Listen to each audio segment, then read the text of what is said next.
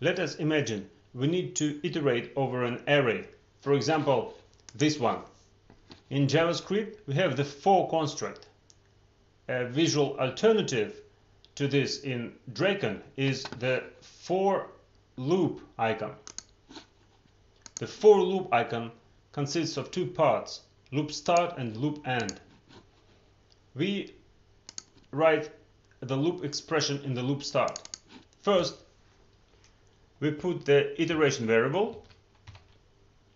Then, separated with a semicolon, we put the expression to iterate over. In our case, it is array.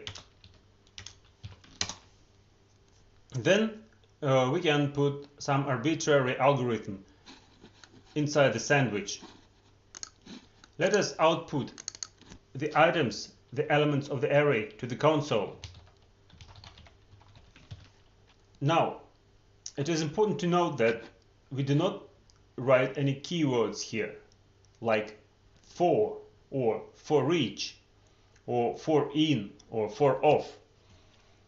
This loop is not implemented as the JavaScript for loop. As we know, the for in loop in JavaScript is not meant for arrays. It creates unpredictable code that can give undesirable results. The code that will be generated from this diagram is reliable and it is efficient. It will also work in all the browsers. Please note that the loop source can be an expression, for example, a function call. And there is a guarantee that this expression will be called only once. It is possible to exit a for loop early. To do this, we use a question icon. If the item is greater than 10, we exit the loop. Let's transplant this exit here.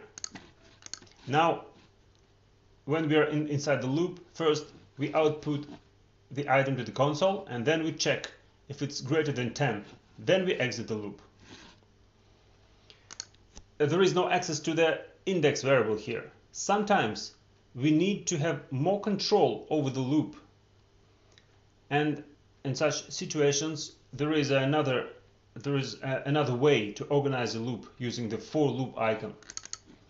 We can resort to the standard for construct of JavaScript.